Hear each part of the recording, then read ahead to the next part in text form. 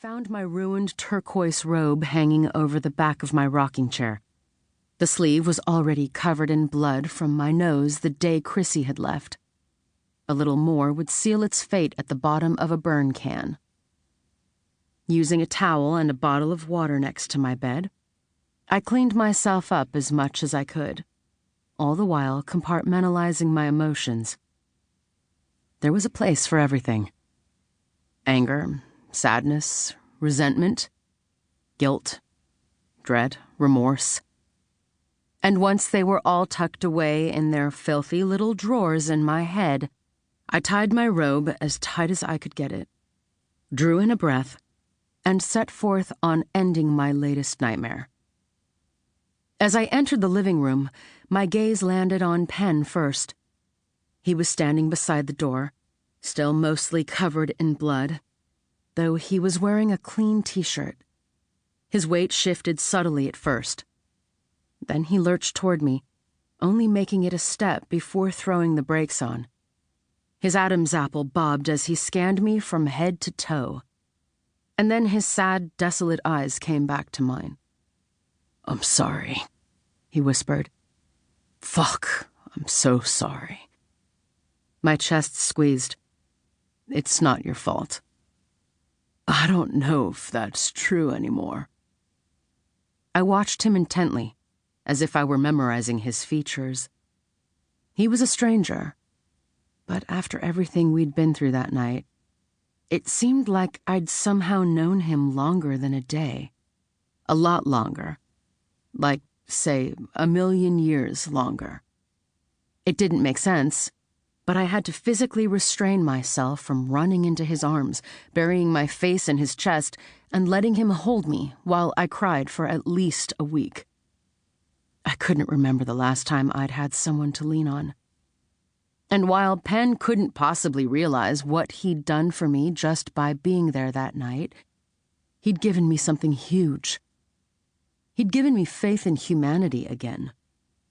His dense blue eyes tracked me as I moved deeper into the room, but it was Drew who rose from his seat on the couch and met me in the middle.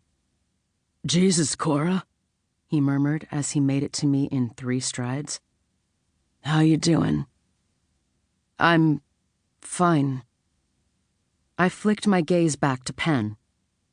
His body was rigid, and his face was nothing more than a cold mask.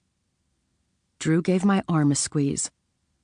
Curiously, I watched Penn follow the movement of his brother's hand. Even more curiously, I immediately stepped away from Drew despite the fact that his offer of comfort felt nice. But not as nice as Penn's would have been. "I'd love to tell you, too, that stuff like this doesn't happen often." I cleared my throat to keep the emotion at bay.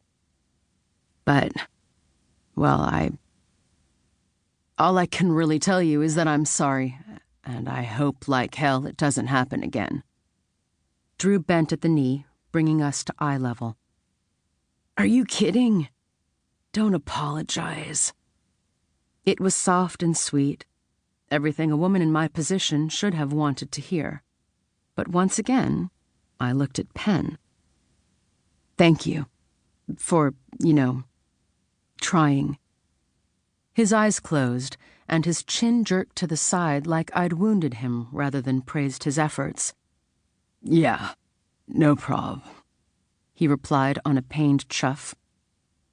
A suffocating amount of awkward silence ensued until I finally gave us all a break by turning my attention to the badge-wearing elephant in the room. "Hey, Larry," I said, offering him a weak smile. His salacious gaze raked over my bare legs up to my breasts. "Cora." Larry was as crooked as cops came.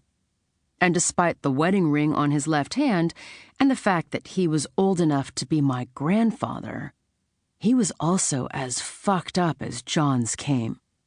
This was most likely why he found himself at the beck and call of the Guerreros. I noticed the familiar coffee mug in his hand and turned to arch an eyebrow at River. She shrugged. She'd no doubt been doing the hostess with the mostest bit to buy me.